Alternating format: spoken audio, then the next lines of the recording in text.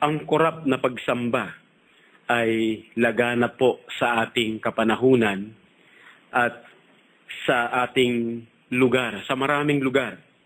Ano ba ang mga korap na pagsamba? Ang korap na pagsamba, ito po yung mga man-made innovations na kung saan yung pagsamba mismo ay kahit po among evangelicals and mga conservative groups na po, na-inject na po ang mga pagsamba na sinasabing mga drama, musical performances, mga multimedia, o ano pang mga puppet shows sa pagsamba. Iyon ba ay meron pong pagsang-ayon ang salita ng Diyos sa mga ganong klase ng pagsamba? Mismo during worship service, may mga puppet shows, may mga drama, ano po, lahat po ay in-inject na dyan. Meron pang mga interpretive dance, lahat na po ipinasok nila. Ano ba ang talagang nagbibigay sa atin ng motivation sa pagsamba? Maraming mga tao kaya sumasamba dahil nai-entertain sila. Yun ba ang dapat na magbigay ng motivation sa atin? Now, dito sa pagpapatuloy po ng ating series, nakita natin na ang Diyos lamang ang dapat nating sambahin. Ang pagsamba ay hindi po para sa atin at tayo ay ma-entertain. Ang pagsamba ay nakasentro ito mismo sa Diyos. Kung ano ang command ng Diyos, according po doon sa paraan na siya isambahin, yun lamang dapat. Hindi natin pwedeng dagdagan at bawasan. Yun yung mga previous na tinalakay natin sa pagsamba. Dahil ang Diyos na sinasamba natin ay yun din yung Diyos ng lumang tipan. At dito mga kapatid, sa aklat ng Hebreo, muling idiniin dito ang design principle ng pagsamba na yon, na dapat sana dito ay magbigay sa atin din ng motivation para tayo ay lalong sumamba ng kalugod-lugod sa Diyos at katanggap-tanggap sa Kanya. Ang ating topic sa hapong ito is the motivation to worship. Ano nagbibigay ng motivasyon sa inyo? Kayo ba ay dahil pagpapalain? Alam natin, iniwan na natin lahat yon. Pero ito ay isang maganda para lalong tumibay ang ating buhay pagsamba sa Panginoon. Naway ito ay lalo kayong mamotivate sa pagsamba rito. Ano ito? Pasahin natin muli yung verse 28 na sinabi natin. Chapter 12. The motivation to worship. Okay. Kaya't yamang tinanggap natin ang isang kahariang hindi mayayanig. Magkaroon tayo ng biyaya na sa pamamagitan nito ay makapaghahandog tayo sa Diyos ng kalugod-lugod na paglilingkod na may paggalang at takot. Diyan natin hahanguin ang dalawang puntos natin. Yung panghuli, yun po yung warning. Okay, yung una, ang nagbibigay motivation po sa church, ang church po ang binabanggit dito from Old Testament to New Testament, ay yung permanent kingdom. Sabing ganun dito sa verse 28, kaya't yamang tinanggap natin ang isang kahariang hindi mayayanig. Yan yung permanent kingdom. Tignan natin yan kung ano ibig sabihin yan. And secondly, mga kapatid, na po, makikita natin yung unang puntas, yung ground to worship the Lord. Diyan tayo mismo dapat mamotivate. Ikalawa, na po, yung motivation to worship the Lord is by His grace. Let us have grace. Ayan po yung pangalawa. Okay, tignan natin to. Anong sinabi ho rito na kaya't yamang tinanggap natin ang isang kahariang hindi mayayanig, yan po yon. Alam niyo po, yung gamit po ng manunulat dito sa aklat ng Hebreo ay paulit-ulit po yung salitang better, better, better. Na si Jesus Christ ay nakahihigit kesa sa alinmang mga propeta. Higit kesa kila Moses. Yung tipan ni Jesus Christ ay higit kumpara doon sa tipan ng luma. Kaya yan po yung isa. At makikita natin dito, pagdating sa bagong tipan, yung pagsamba rito ay nandito na sa isang matibay at permanent na kaharian. Ano yung permanent na kaharian na yon? Yan yung maganda nating tignan. Nung unang panahon, yung contrast dito, ang pagsamba po nila ay sa pamamagitan po ng pakikinig din ng salita ng Diyos. Pero kung saan po yun naganap, ay mababasa yon nandito rin sa konteksto nito sa verse 18. Tignan natin. Sapagkat hindi pa kayo lumapit sa bundok na nahihipo yung Sinai, Mount Sinai, nahihipo sa apoy na nagliliyab sa kadiliman, sa kapanglawan, sa unos. Ito po ay makikita ninyo doon sa Exodus. In particular po sa chapter 19. Ngayon, dito nyo makikita, yung pagsamba nila noon sa lumang tipan, mga kaibigan, ay ipinakita na ron na ang Diyos mismo ay nagsasalita sa kanila. Direkta rin po yun. Po, yun may pagkakaiba. Tingnan nyo, direktang nagsasalita ang Diyos sa kanila. Pero ito po, ang kaibahan po mga kapatid, sila po ay puno ng pagkatakot at puno po ng mga pag-aalinlangan. Natatakot sila ni hindi sila makalapit doon sa bundok ngayon na kung saan ang Panginoon ay nadidinig nila yung tinig ni kahit nakapalibot po yung mga bakod at walang po pwedeng lumapit. Kahit po ang mga animals o yung anumang hayop ang lumapit doon, tsak na mamamatay sa oras na masagi nila yung bakod. Makikita nyo, yung atmosphere doon mga kapatid ay talagang napaka-terrible at lubhang pwede itong makamatay. Talagang namamatay sila. Ganun po, grabe yung pagsamba. Pero sa kabilang banda, yung kanilang puso naman, nanginginig sa takot. Yun naman yung kabila nun. Okay, ang nagsasalita sa kanila ay ang Panginoon. Si Moses ang mamamagitan sa kanila. Si Moses ang maghahatid sa kanila ng salita ng Diyos. Pero gayon pa man, sa bundok ngayon, na po walang sino man ang pwedeng lumapit. Ang lahat ng kanilang mga gawain noon ay kailangang itigil. Kahit po yung mga sexual activity na o relations, wala, hindi pwede sa oras ng pagsamba. Nakita nyo lahat ng mga ceremony noon ay kailangang i-observe. Pero makikita nyo sa kabila noon mga kapatid, hindi rin nila nabigyan ng kaluguran ng Diyos. Ano ang tagpong iyon? Sa bawat pagsamba nila, may ibinibigay na mensahe sa kanila ang Panginoon. Etong tagpong ito, in particular, mga kapatid, ay binibigay sa kanila yung 10 utos. Kaya po yung pagsamba nila ay sa diwa rin ng pakikinig. Kaya lang, nung panahon na yun ay pasimula po ng kapahayagan ng Panginoon. Progressing po kasi yun eh. Kaya dito, yung 10 utos. Pero dito, nandun yung pagkatakot, nandun yung pangamba, nandun po yung may mga namamatay sa pagsamba sa kanila dahil hindi po nasunod ang kalooban ng Panginoon. Ito ba ay nagbigay ng kabanalan sa kanila? Ang sagot, hindi. Hindi sila napabanal doon sa ganung takot. Makita natin, direktang nagsalita sa kanilang Panginoon pero hindi na bago ang puso. Yung mga bagay na isinagawa noon ng Diyos sa kanila ay hindi pa yun yung permanent, yun po ay mga anino pa lamang na mga bagay na darating. Ano naman ang uri ng pagsamba dito sa bagong tipan at sinabing permanent yung kingdom na to? Dito nyo makikita yung paghahalintulad na pagsamba. Pero may nagsasalita rin sa verse 22 naman tayo. Eto, subalit kayo'y lumapit sa bundok ng Zion. Zion naman, noon Zanay, doon sa bundok na kung saan binigay yung 10 Commandments. Ngayon naman Zion.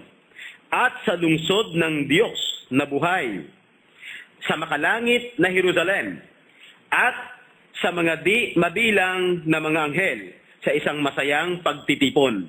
Ito naman po, yung bagong tipan, ay naglalarawan po sa isang panibagong bundok naman. Kasi yung mga tipan ay inihayag doon sa bundok eh. Pero gayon naman, ito'y naglalarawan naman sa bundok na kung saan si Jesus Christ naman ang nagbigay ng tipan na ito. Mount Zion naman. Ito naman, mga kapatid, hindi mabilang na mga anghel sa kalangitan. At heavenly Jerusalem, sabi rito. Kabilang dito ang mga anghel. Bukod dyan, sino ang kabilang dito sa tipan na to? Doon sa verse 23, sino ito? Tingnan natin. At sa kapulungan ng mga panganay na nakatala sa langit, at sa Diyos na hukom ng lahat, at sa mga espiritu ng mga matuwid na pinasakdal. Ang tinutukoy po dyan ay the church. Na po, sa English medyo mas maliwanag. Sa Tagalog medyo mahirap intindihin. Ganito ang pagkasabi sa English, 12:23. To the general assembly, okay? And church of the firstborn who are registered in heaven, to God, the judge of all the spirits of just men made perfect. Tapo, to Jesus, the mediator of new covenant, and to the blood of his sprinkling that speaks better things than that of Abel. O maliwanag talaga doon. Nakita natin na church ang tinutukoy. Miriin nyo mga kapatid, yung pagsamba nila noon, temporary lamang yon. Pero the same principle, ang Diyos nagsasalita sa kanila. Pero hindi nila masyadong nadinig o naintindihan. Ngayon naman, ang nagsasalita mismo ay si Jesus Christ na. Kung paano siya nagsalita, hindi lamang yung mga pagtuturo niya, higit sa lahat, yung kanyang paghahandog doon sa cross. Yung kanyang blood mismo ay higit na nagsasalita na po, kesa doon sa kay Abel. Si Abel, ang humihingi po siya ng hustisya. Pero kay Jesus Christ, hindi lamang hustisya. Kaligtasan para doon sa mga banal. At itong ililigtas na ito, itong mga iniligtas na ito'y tinawag na General Assembly na nakarehistro o nakaregistered sa heaven. That is the church. Saan nakatungtong ito? Sa tipan ni Jesus Christ. At yung tipan na yon, nagpahayag ito dito sa bagong tipan. Yan yung kaharian na hindi matitinag. Ang nagpundasyon yan si Christ. Noon, hindi pa nagpahayag si Christ. Paparating pa lamang, ina-anticipate pa lang nila. Hindi nangyari sa panahon nila. Pero nangyari sa panahon natin. Mas matibay ngayon ang ating pagsamba. Dahil bakit? Through Jesus Christ. Yung direktang covenant na yon kay Christ sa Ama. At tuloy natin yung pagbasa na yon. Nasa 23 tayo, 24, 25. Pag-ingatan ninyong huwag itakwil ang nagsasalita, sapagkat kung hindi, nakatakas ang mga nagtakwil sa nagbababala sa kanila sa lupa. Lalo pa tayo kung tatalikuran natin ang nagbabala buhat sa langit. Sa pagkakataong iyon, niyanig ng kanyang tinig ang lupa. Subalit ngayon, nangako siya na sinasabi, minsan pang yayanagin ko, hindi lamang ang lupa, kundi pati ang langit. Ayan, dire-diretso. Na kung saan dito ay si Jesus Christ mismo ang nagsasalita. Kaya ipinakita dito, isa sa dapat na magbigay motivation sa atin sa pagsamba. Yung pagsamba natin na si Jesus Christ yung namamagitan, higit na mainam ito kumpara doon sa pagsamba sa lumang tipan. Kasi yung pagsamba natin, direkta ito sa heaven. Every time na tayo po ay nag-gather together, hindi natin nararamdaman, hindi kailangan maramdaman, hindi rin natin nakikita. Pero yung church, nag-a-appear yun before the presence of the Lord. Every time na yung nag-gather ang mga churches. Dahil yan sa presensya ni Jesus Christ na mismo bumabari ito at yung kanyang dugo na ibinayad sa iglesia, yung iglesia na narehistro sa heaven dahil kay Jesus Christ. So, yung kingdom na yan na tinanggap natin, matibay, permanent, hindi na yan magbabago, hindi na mapapalitan, hindi lilipas. Napakahalaga ngayon ang ginagawa nating pagsamba. Ito yung dapat na magbigay motivation sa atin. Minsan, ang ating mga nararamdaman, nararanasan, nagbabago. Tinatamad kayo, wala kayo minsan interest, inaantok kayo, pero regardless kung ano ang inyong nararanasan, matibay pa rin yung kingdom na ito na itinayo ni Christ. Dahil ito, ang pinagbayad dito, ang pinantubos ay ang kanyang dugo. Siya yung mediator ng New Covenant. Na po. At sabing ganon dito, yung mga espiritong pinapaging matuwid, sila po ay pinawalang sala. Sila po yung mga banal. Ay yun po yung matindi ron. Makikita natin dito, napakaliwanag, yung mga temple ordinances at lahat po ng mga ceremonies na wala na lahat yun. Straightforward na ang ating pagsamba ngayon sa Panginoon. Direkta na. Dito natin makikita, napakahalaga ng pagsambang ito. Ang bawat pagdalo natin ay bilang yan ng Panginoon. Mahalaga yan, pinapahalagaan yan ng Panginoon. Na ikaw mismo rito nakikinig ng salita ng Diyos. Nauunawaan mo ang salita ng Diyos. Kasi po, sabi nga nun, yung mga ipinapangaral natin ngayon, ang nagsasalita sa atin, mismo, si Christ. Yun po ang halaga ng pagsamba. Kaya hindi ho tayo dapat tamarin. Lalong hindi ho tayo dapat magkaroon ng pag-disrespect sa mga gathering ng church. Kahit sabihin natin, ano ba yan? Reform ba yan o ano? Kahit hindi yan reform. Kahit hindi yan baptist. Pag ang mga iglesia nag-gather together, dapat yung respect natin nandoon. Lalo pa nga kung yung iglesia na yan, ang nakasentro dyan ay ang salita ng Diyos. Lalo pa. Kasi sa isang banda naman, hindi naman lahat ng church. Si Jesus ang nagsasalita. lalo kung hindi po nakasentro sa mensahe ng Ebanghelyo. Pero kung ang iglesia, mga kapatid, ay nakasentro sa Ebanghelyo, sa ginawa ni Jesus at sa kanyang mga itinuro, yung church na yon, masasabi nating biblical church. Yung church na yung local church na sinasabi natin. Pero yung tinukoy dito, church universal, kasama po yung mga Old Testament saints.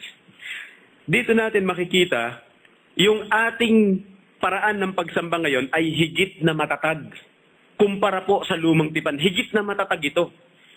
Kasi po, pinagtibay ito ng dugo ng Panginoon at wala na pong pwedeng baguhin dyan. Kumbaga yung pundasyon inilagay na. Mga kaibigan, dito natin dapat tanawin na yung pagsamba natin ay sa dami po ng mga pagkakataon na ito po ay gustong sirain ng mga tao, guluhin, ibahin ang format. Mananatili pa rin po ang biblical na pagsamba dapat nakasentro sa salita ng Diyos, sa katuruan ni Kristo. Yun po yung biblical na pagsamba na kung saan ay ating mismong ginagawa. Ito po, nakasentro sa ating Panginoong Yesus. Bukod dyan, mga kapatid, makikita natin, yung ikalawa pa na magbibigay ng motivation sa atin ay nandito rin po sa verse 28. Ito ang pagkasabi. Kaya't yamang tinanggap natin ang isang kahariang hindi mayayanig, magkaroon tayo ng biyaya. Ito naman yung pangalawa. Magkaroon tayo ng biyaya na sa pamamagitan nito ay nakapaghahandog tayo sa Diyos ng kalugod-lugod na paglilingkod na may paggalang at takot. Ito naman, mga kapatid, yung sumunod dito na dapat nagbibigay sa atin ng motivation ay yung biyaya. Anong biyaya ito? Hindi ito yung biyaya na tinukoy na nakapagliligtas. Kasi magkaroon tayo. Doon tayo nakatungtong sa biyaya. Anong biyaya ito? Yung biyaya ito, yung pusong nagpapasalamat. Dahil hindi lahat ng tao ay nakita yung kahigitan ng pagsamba natin ngayon na ginawa ni Jesus Christ at pinasimulan. Hindi lahat ng tao nagpapahalaga sa pagsambang ganito. Hindi lahat ng tao ay nabe-benefit sa pagsamba. Kundi mismo lahat tayo na tinubos dahil sa biyaya ng Panginoon. Sabi ko, magkaroon kayo ng biyaya. Ibig sabihin kayo po ay lalong magpasalamat. Nagmo-motivate sa atin yung biyaya na yon. Minomotivate tayo. Hindi dahil sa takot. Yung comparison noon, dahil sila sa takot, kaya sila lumalapit. Dahil sila tutupukin. Ngayon, hindi. Pero sa kabilang banda, hindi naman tayo dapat parang maging abusive, parang napaka-careless. Hindi naman dapat ganon. Napaka-walang respect. Hindi dapat. Meron kayong grace. Yung karakter ang tinutukoy dito sa atin. Dapat nagre-reflect sa atin dito yung grace ng Panginoon. Yung kababaang loob, yung buong pusong pagpapasalamat sa Diyos. Ito naman yung sa atin. Na kaya tayo sumasamba sa Panginoon, mga kapatid, bilang pagpapasalamat sa Diyos sa ginawa niya doon sa krus ng Kalbaryo.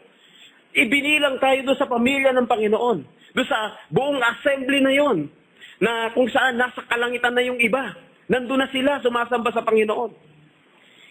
Ayun po yung maganda na mag-motivate sa atin. Yung biyaya na yon. Sabi pang gano'n, na sa pamamagitan nito ay makapaghahandog tayo sa Diyos ng kalugod-lugod na paglilingkod. Sa pamamagitan nito, alam niyo po, hindi lahat ng mga gagawin natin ay acceptable sa Diyos. Ang acceptable po sa Panginoon ay dapat nandun po lagi yung ating puso na hinubog po ng kanyang kahabagan at nagpapakumbaba sa kanyang kabutihan. Kumbaga, namamagnify ang kabutihan ng Diyos. Kaya ho tayo lumalapit sa Kanya. Yun po ay, kumbaga, yung handog nating pagpapasalamat sa Panginoon. O Diyos! Binanggit po yan sa chapter 13 actually. Sulyapan natin yung chapter 13 para mas makita natin. Na po? 13 verse 15. Kaya't sa pamamagitan niya, kay Jesus, ay maghandog tayong patuloy ng alay ng pagpupuri sa Diyos. Sa makatuwid ay ang bunga ng mga labi na nagpapahayag ng kanyang pangalan. Ayan po yun. So nakita natin, konektado po yan. ang ating pundasyon at nagbibigay motivation sa atin yung kabutihan ng Diyos. Na doon tayo nagpapasalamat at dahil doon, yung ating mga gagawin ay lalong magiging katanggap-tanggap sa Kanya. Dahil nauna na yung kabutihan ng Diyos. So, yung pagsamba, mga kapatid, ay tugon na lamang ito sa ginawa ni Jesus doon sa krus at yung ginawa niya sa ating mga personal na buhay. Doon po magkakaroon ng lalong meaningful, magiging meaningful yung ating pagsamba sa Diyos. Kung kayo po ay pumupunta sa church, pero hindi ho nakabase ito sa naging kabutihan ng Diyos sa inyong buhay kung paano kayo niligtas, kung wala pa yung ganon, hindi pa ho bunga yan ang inyong pagpapasalamat. Tatama rin kayo sa pagsamba. Nandyan, naiinip kayo. Nandyan yung parang wala kayong interest. Kasi yung inyong pagpapasalamat, wala pa dun eh. Ayan po yun. Kaya yung acceptable sa harapan ng Diyos, makikita natin, bunga na ito ng ating pagkakilala kay Kristo. At dahil dito, lalo ho tayo nag-uumapaw sa pagsamba sa Kanya. Now, hindi lamang yon. Meron pang maganda dyan. Ang sabi pa rito, mga kapatid, makapaghahandog tayo sa Diyos ng kalugod-lugod na paglilingkod, na may paggalang at pagkatakot. Next, kung maayos po ang ating pagkakilala sa Panginoon at naghahari sa atin yung kanyang kahabagan na yon. Ito po ang magandang makita natin. Na po, hindi lamang acceptable sa Panginoon at pleasing in His sight. Isa pang sinabi dyan, meron tayong paggalang at takot. Noon sa lumang tipan, meron din silang takot. Pero medyo nawawala po yung paggalang. Na po, takot lang sila noon. Kasi yung paggalang na tinutukoy dito, hindi lamang nung panahon na sila'y nakikinig, gumagalang sila. Yung paggalang po kasi, ito po ay sa pang-araw-araw na buhay, kung paano natin ginagalang yung salita ng Diyos. Hindi lamang yung panahon ngayon, nakikinig ka, hindi lamang yan. Laging magkasama ito. Reverence and godly fear. No po? Kaya hindi lamang takot. Alam niyo po, yung isang attitude na meron pong ganito, yung kanilang pagsamba ay lalo pong nagiging acceptable sa Diyos.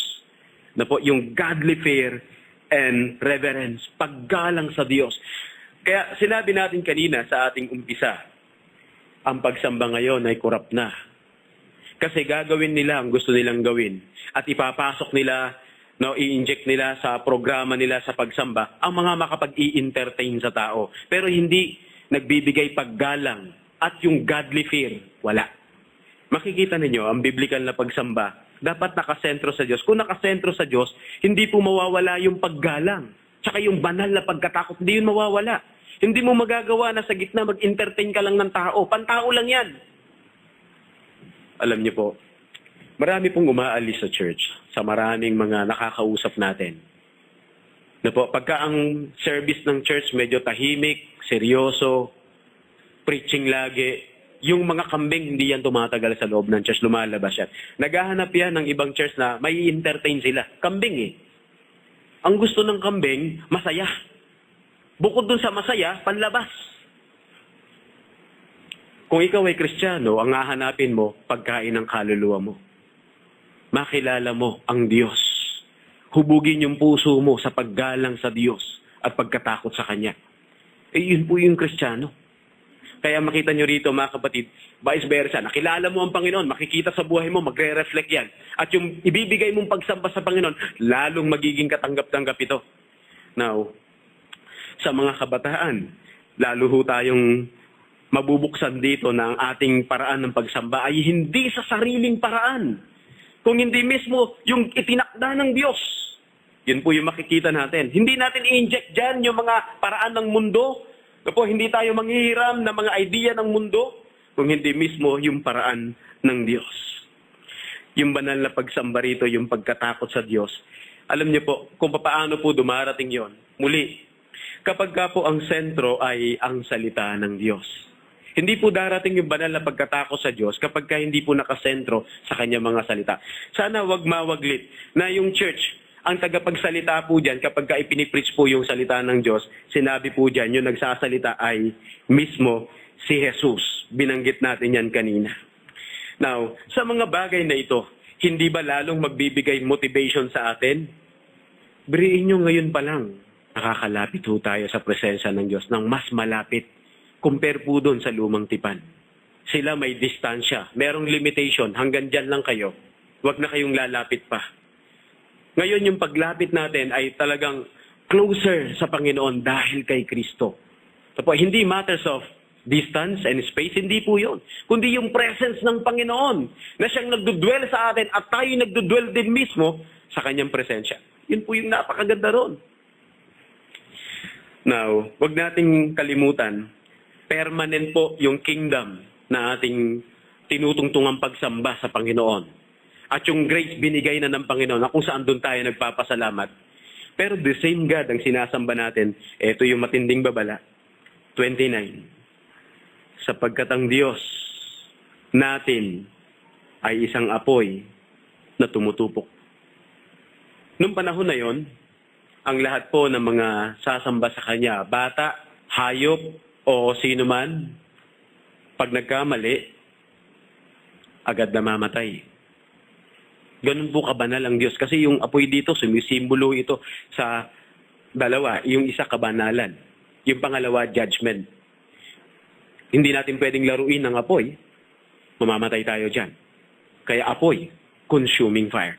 Dito po makikita natin na kung paano natin itatrato yung apoy, na po, sa tamang paggamit lang. Pero lalo, higit sa lahat ang Diyos. Dahil hindi lamang mismo ang apoy ay Diyos. Hindi ganun. Ay pinakikita rito, hahato lang Diyos sa hindi maayos na motibo sa pagsamba. Ang Diyos ang siyang hahaton sa hindi maayos na attitude sa pagsamba. Hahato ng Diyos. Kung paano po yung sinabing ganon, yung mga nasa lumang tipan ay hinatulan sila, hindi sila nakatakas sa nagsasalita sa kanila. Hindi naging maayos ang kanilang attitude, motibo, hindi naging maayos ang kanilang mga karakter, hindi sila nakaligtas, kinonsume sila. No po, di ba? Nahawakan lang po yung Ark of the Covenant, patay agad eh. Pero ang ganda ng intention. Yun ba, pastor, ay tumutukoy sa pagsamba? Ang tinutukoy po nun ay yung presensya ng Diyos. Ganun ho yung katindi. Ipinakita ho rito dahil kung ang Diyos noon ay consuming fire, the same God din po yung ating sinasamba sa panahon ngayon, consuming fire. Kung ang mga tao noon sa lumang tipan, nadidinig pa lamang nila ang tinig ng Diyos, nangangatog na sila sa takot. Ngayon naman, hindi ganun ang ating puso at damdamin na dapat umiral at mangibabaw sa atin. Dapat ang nangingibabaw sa atin, yung buong pusong pagpapasalamat, may kagalakan doon. At syempre, yung paggalang, yung magkahalo na yun na attitude. Paggalang, pagpapasalamat, syempre yung mix ng joy. Kasi privilege ang pagsamba. Hindi dapat yun mawala. Dito nyo makikita mga kapatid, hindi nagbago ang Diyos na sinasamba natin. Nagbago po yung sistema dahil noon hindi sila makalapit, may distansya. Ngayon hindi na, wala na yon. Inalis ng Diyos yung mga humahadlang na yon. Totally makakalapit at welcome na tayo sa presensya ng Diyos. Welcome sa presensya ng Diyos. Hindi mo man ito nararamdaman. Tayo ay lumalapit sa presensya ng Diyos sa bawat pakikinig ng kanyang mga salita. Yun po yung maganda doon. Hindi ba dapat lalo mag-umapaw sa atin yung kagalakan? Isa ka sa nandito. Hindi lamang nagpapalipas ng oras, kundi isa sa kinatatagpo ng Diyos kung bakit kanya iniligtas upang sambahin mo siya. Yun po yung isa sa napakaganda na dahilan kung bakit tayo iniligtas ng Diyos. Mga kaibigan, dito tayo sana lalong tumibay sa pagsamba sa Panginoon. Dahil siya ang may gawa nito, binago niya ang lahat, pero nananatiling ang Diyos ay hindi nagbabago. Kaya kung ano yung pagsamba nila noon, nadagdagan pa. Ano ang wala sa kanila noon? Noon wala silang joy. Kailangan nilang sambahin ang Diyos dahil mismo yung galit ng Diyos, mararanasan nila kung hindi sila sasamba. Ngayon, hindi ganun ang pagpapahayag ng Diyos. Yung kabutihan niya, kaya nandun naman yung joy. Alam niyo ba, sa isa sa buhay Kristiyano, ang hindi dapat mawala sa pagsamba, at ito'y isa sa bunga ng banal na Espiritu, kagalakan sa pagsamba. Dapat yung heart mo, nandun yung delight ng puso mo, natutuwa kang sambahin ng Panginoon. Hindi lamang nalilibang ka. Iiba po yun eh. Pero yung nagagalak ka, Lord, ito'y kagalakan ng aking kaluluwa na sambahin kita. Ayun po, yung joy. Ang kilos nun, mga kapatid, ay banal na espiritu. Now, sa pangkabuuan, makikita natin, kung ganito natin nakikita ang Diyos na mula pa noon sa lumang tipan ay nakipag-usap. At ngayon sa bagong tipan ay patuloy na nakipag-usap. Higit pa nga, dahil ang tagapagsalita na rito, si Jesus Christ na mismo, ang anak ng Diyos. Ano ngayon ang dapat na maging atmosphere ng buong iglesia? O yung pinaka sinasabi nating mga attitude natin na umiiral. Ito ba ay dapat happy? Hindi po mababaw yung na happy lang yung happiness. Hindi po doon ang pagsamba. Hindi kasi entertainment. Yung joy, kahit minsan hindi tayo nakangiti. Pero alam mo, sa puso mo yung kagalakan na nandyan dahil naka-base yan sa ginawa ng ating Panginoong Yesukristo. Nagagalak ang sambahin ng Panginoon. At nandun yung paggalang, nandun yung kapayapaan, nandun yung katahimikan, nandun yung respeto sa salita ng Diyos. Yan po yung mahalaga. Mga kapatid, sana lalo ho nating makita na pag tayo po'y pumapasok sa iglesia, ihahanda natin ang ating mga sarili. Ako ba ay talagang handang makinig ng salita ng Diyos?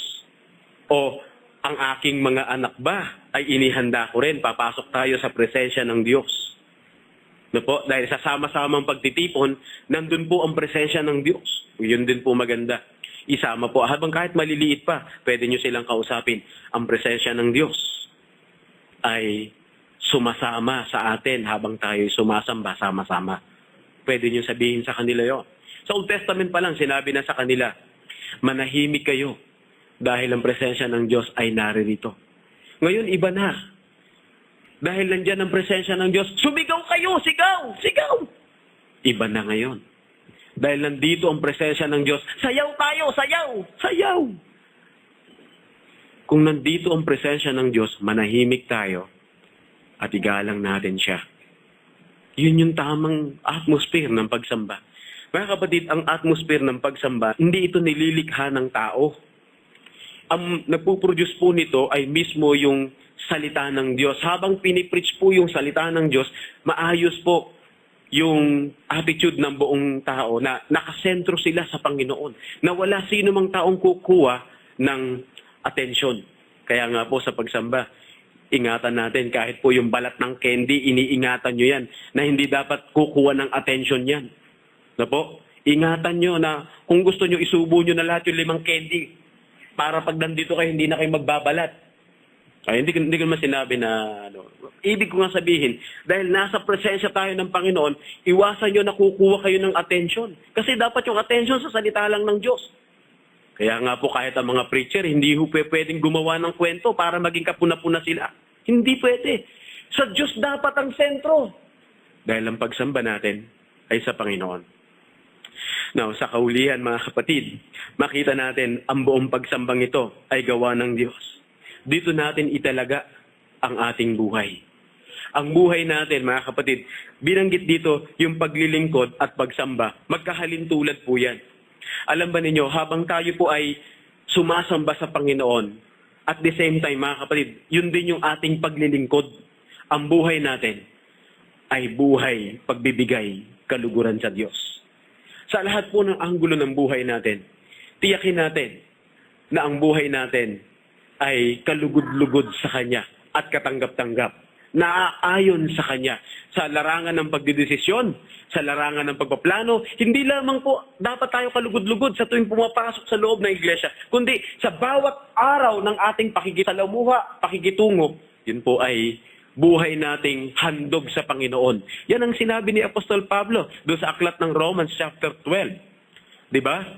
By the mercies of God. Tingnan natin. Alam natin lahat yun. Pero magandang balikan natin para mismo ay lalo natin itong makita. Chapter 12 ng Romans. Tignan ninyo kung paano natin ihahandog ang sarili natin sa Panginoon. Hindi lamang po sa panahon at sa sandaling tayo ay nandito sa church. Tingnan ninyo.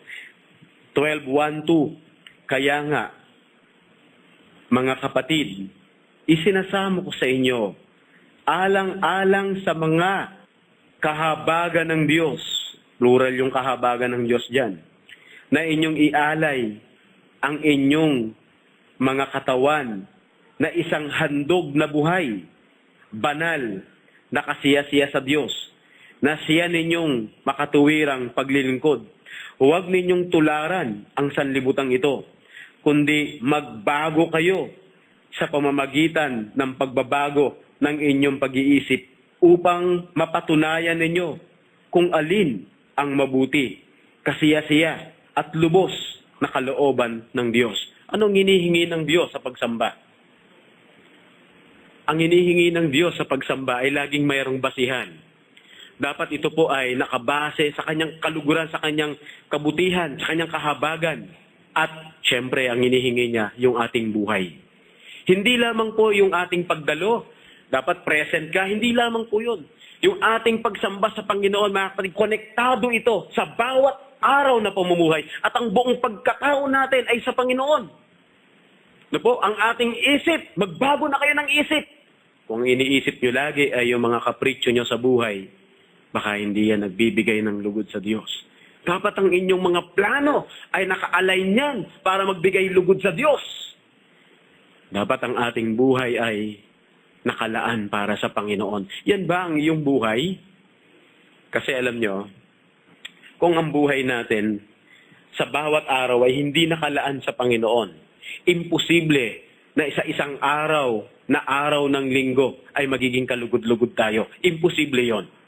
Na po? Kaya lagi niyong tandaan, ang tunay na pagsamba sa Panginoon, ito yung nagsisimula po ngayon, buong isang linggo, and then yung pinaka-peak na naman ito, Sunday na naman, dahil yun yung sama-sama nating pagtitipon. Pero sa bawat araw, araw ng paghahanda ito para sa pagharap sa Panginoon sa tuwing araw ng linggo. Ganun ba ang pagtanaw mo sa larangan ng pagsamba? Alam niyo po, ang pagsamba natin ay hindi lamang sinasabing public o sama-sama, maging sa individual. Lahat yun. Na po? Kaya dito natin makikita ang halaga ng pagsamba. Again, mga kapatid, sa summary ng tinalakay natin, ang pagsamba, mga kapatid, lagi nating idinidiin, mismo ito po ay dapat nakapaloob lamang sa kapahayagan ng Diyos at naaayon sa kanyang salita. Ang pagsamba ay dapat nakasentro sa Diyos, hindi sa sino mang tao. Ang pagsamba, mga kapatid, dapat sa kaibuturan ng ating puso, meron tayong kaluguran, nalulugod tayo, o nag-uumapaw sa ating puso. Isang bagay na tayo lagi ay excited. Alam niyo po, pag nawala yung excitement sa pagsamba, di ba, Sunday, pag gumising ka, tanghali na, di ba, halos hindi mo na maplansya yung isusuot mo. Minsan, pupunta ka sa church, gutom ka na, hindi ka nakapag-almusal, hindi ka prepared. Marami pong, alam mo, hindi ka talaga handa. Ang hirap nun. Yan ang nagpapakita hindi ka excited eh. Pero alam mo kung talagang yung excitement mo sa Panginoon, hindi matters of emotion lang ang pinag-uusapan natin. Yung preparedness, dapat prepared ka kasi nakita mo yung kagalakan mo, yung pinaka-highlight ng kagalakan mo, ang Panginoon eh. Sa bawat araw, lalo na yung Sabado, lahat ng schedule mo, hanggat maaari, hindi yung magpapakapagod ka, tas puyat. Diba? Hindi dapat ganun. Kasama yan, mga kapatid. Kaya nga sinabi natin ng pagsamba, hindi lamang panahon ng linggo. Na hindi kayong darating, kalahati na preaching, o kaya nagsisimula na sasabi mo, ay umabot ako, buti na lang. Kala mo yun, umabot ka. Pero sa totoo lang, sa bawat araw, sa bawat linggo, lagi kang late. Mga kapatid, kung talagang tayo ay hinubog na ng grace ng Panginoon, yung umaapaw sa puso natin yung pagpapasalamat, handang-handa tayo sa pagsamba. Hindi ba mas magandang makinig kapag nakuha mo lahat, no po, at naintindihan mo, na kumpleto mo, hindi lang yung nakasaglit ka lang, hindi ganoon. You see, ang pagsamba ay merong laging may dalang paghahanda. No po, yan po yung dapat na ating. So baka sabihin nyo naman, ako, tinamaan na naman kami ni Pastor, mahilig mambato. Ay, hindi po, kasi ito talaga yung series. Pero huwag kayong mag-alala. Tapos na yung conclusion natin sa pagsamba. Sa susunod naman tayo.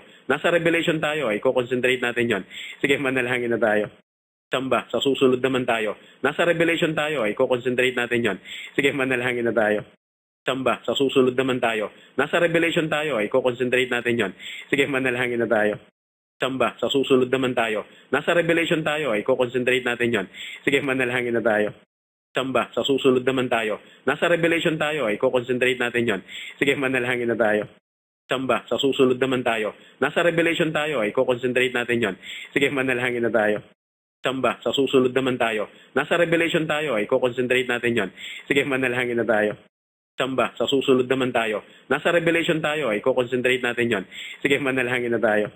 Samba, sa susunod naman tayo. Nasa Revelation tayo, ay concentrate natin yon. Sige, manalangin na tayo. Samba, sa susunod naman tayo. Nasa Revelation tayo, ay concentrate natin yon. Sige, manalangin na tayo. Samba, sa susunod naman tayo. Nasa Revelation tayo, ay concentrate natin yon. Sige, manalangin na tayo. Samba, sa susunod naman tayo. Nasa Revelation tayo, ay concentrate natin yon. Sige, manalangin na tayo.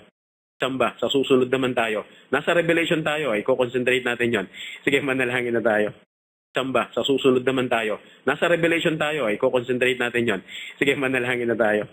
Samba, sa susunod naman tayo. Nasa Revelation tayo, ay concentrate natin yon. Sige, manalangin na tayo. Samba, sa susunod naman tayo. Nasa Revelation tayo, ay concentrate natin yon. Sige, manalangin na tayo. Samba, sa susunod naman tayo. Nasa Revelation tayo, ay concentrate natin yon. Sige, manalangin na tayo. Samba, sa susunod naman tayo. Nasa Revelation tayo, ay concentrate natin yon. Sige, manalangin na tayo.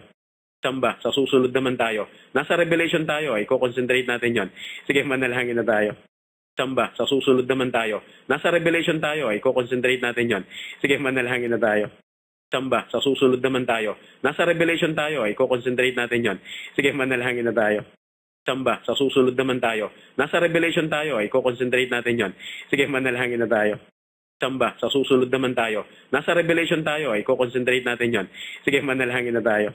Samba, sa susunod naman tayo. Nasa Revelation tayo, ay concentrate natin yon. Sige, manalangin na tayo. Samba, sa susunod naman tayo. Nasa Revelation tayo, ay concentrate natin yon. Sige, manalangin na tayo. Samba, sa susunod naman tayo. Nasa Revelation tayo, ay concentrate natin yon. Sige, manalangin na tayo. Samba, sa susunod naman tayo. Nasa Revelation tayo, ay concentrate natin yon. Sige, manalangin na tayo. Samba, sa susunod naman tayo. Nasa Revelation tayo, ay concentrate natin yon. Sige, manalangin na tayo. Samba, sa susunod naman tayo. Nasa Revelation tayo, ay concentrate natin yon. Sige, manalangin na tayo. Samba, sa susunod naman tayo. Nasa Revelation tayo, ay concentrate natin yon. Sige, manalangin na tayo. Samba, sa susunod naman tayo. Nasa Revelation tayo, ay concentrate natin yon. Sige, manalangin na tayo. Samba, sa susunod naman tayo. Nasa Revelation tayo, ay concentrate natin yon. Sige, manalangin na tayo. Samba, sa susunod naman tayo. Nasa Revelation tayo, ay concentrate natin yon. Sige, manalangin na tayo. Samba, sa susunod naman tayo. Nasa Revelation tayo, ay concentrate natin yon. Sige, manalangin na tayo. Samba, sa susunod naman tayo. Nasa Revelation tayo, ay concentrate natin yon. Sige, manalangin na tayo. Samba, sa susunod naman tayo. Nasa Revelation tayo, ay concentrate natin yon. Sige, manalangin na tayo. Samba, sa susunod naman tayo. Nasa Revelation tayo, ay concentrate natin yon. Sige, manalangin na tayo. Samba, sa susunod naman tayo. Nasa Revelation tayo, ay concentrate natin yon. Sige, manalangin na tayo. Samba, sa susunod naman tayo. Nasa Revelation tayo, ay concentrate natin yon. Sige, manalangin na tayo. Samba, sa susunod naman tayo. Nasa Revelation tayo, ay concentrate natin yon. Sige, manalangin na tayo. Samba, sa susunod naman tayo. Nasa Revelation tayo, ay concentrate natin yon. Sige, manalangin na tayo. Samba, sa susunod naman tayo. Nasa Revelation tayo, ay concentrate natin yon. Sige, manalangin na tayo. Samba, sa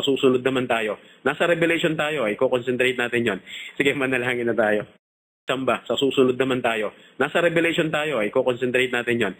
Sige, manalangin na tayo. Samba, sa susunod naman tayo. Nasa Revelation tayo, ay concentrate natin yon. Sige, manalangin na tayo. Samba, sa susunod naman tayo. Nasa Revelation tayo, ay concentrate natin yon. Sige, manalangin na tayo. Samba, sa susunod naman tayo. Nasa Revelation tayo, ay concentrate natin yon. Sige, manalangin na tayo. Samba, sa susunod naman tayo. Nasa Revelation tayo, ay concentrate natin yon. Sige, manalangin na tayo. Samba, sa susunod naman tayo. Nasa Revelation tayo, ay concentrate natin yon. Sige, manalangin na tayo. Samba, sa susunod naman tayo. Nasa Revelation tayo, ay concentrate natin yon. Sige, manalangin na tayo. Samba, sa susunod naman tayo. Nasa Revelation tayo, ay concentrate natin yon. Sige, manalangin na tayo. Samba, sa susunod naman tayo. Nasa Revelation tayo, ay concentrate natin yon. Sige, manalangin na tayo. Samba, sa susunod naman tayo. Nasa Revelation tayo, ay concentrate natin yon. Sige, manalangin na tayo. Samba, sa susunod naman tayo. Nasa Revelation tayo, ay concentrate natin yon. Sige, manalangin na tayo. Samba, sa susunod naman tayo. Nasa Revelation tayo, i-concentrate natin yon. Sige, manalangin na tayo. Samba, sa susunod naman tayo. Nasa Revelation tayo, i-concentrate natin yon. Sige, manalangin na tayo. Samba, sa susunod naman tayo. Nasa Revelation tayo, i-concentrate natin yon. Sige, manalangin na tayo. Samba, sa susunod naman tayo. Nasa Revelation tayo, i-concentrate natin yon. Sige, manalangin na tayo. Samba, sa susunod naman tayo. Nasa Revelation tayo, i-concentrate natin yon. Sige, manalangin na tayo. Samba, sa susunod naman tayo. Nasa Revelation tayo, i-concentrate natin yon. Sige, manalangin na tayo. Samba, sa susunod naman tayo. Nasa Revelation tayo, i-concentrate natin yon. Sige, manalangin na tayo. Samba, sa susunod naman tayo. Nasa Revelation tayo, i-concentrate natin yon. Sige, manalangin na tayo. Samba, sa susunod naman tayo. Nasa Revelation tayo, i-concentrate natin yon. Sige, manalangin na tayo. Samba, sa susunod naman tayo. Nasa Revelation tayo, i-concentrate natin yon. Sige, manalangin na tayo. Samba, sa susunod naman tayo. Nasa Revelation tayo, i-concentrate natin yon. Sige, manalangin na tayo. Samba, sa susunod naman tayo. Nasa Revelation tayo, i-concentrate natin yon. Sige, manalangin na tayo. Samba, sa susunod naman tayo. Nasa Revelation tayo, i-concentrate natin yon. Sige, manalangin na tayo. Samba, sa susunod naman tayo. Nasa Revelation tayo, i-concentrate natin yon. Sige, manalangin na tayo. Samba, sa susunod naman tayo. Nasa Revelation tayo, i-concentrate natin yon. Sige, manalangin na tayo. Samba, sa susunod naman tayo. Nasa Revelation tayo, i-concentrate natin yon. Sige, manalangin na tayo. Samba, sa susunod naman tayo. Nasa Revelation tayo, i-concentrate natin yon. Sige, manalangin na tayo. Samba, sa susunod naman tayo. Nasa Revelation tayo, i-concentrate natin yon. Sige, manalangin na tayo. Samba, sa susunod naman tayo. Nasa Revelation tayo, i-concentrate natin yon. Sige, manalangin na tayo. Samba, sa susunod naman tayo. Nasa Revelation tayo, i-concentrate natin yon. Sige, manalangin na tayo. Samba, sa susunod naman tayo. Nasa Revelation tayo, i-concentrate natin yon. Sige, manalangin na tayo. Samba, sa susunod naman tayo. Nasa Revelation tayo, i-concentrate natin yon. Sige, manalangin na tayo. Samba, sa susunod naman tayo. Nasa Revelation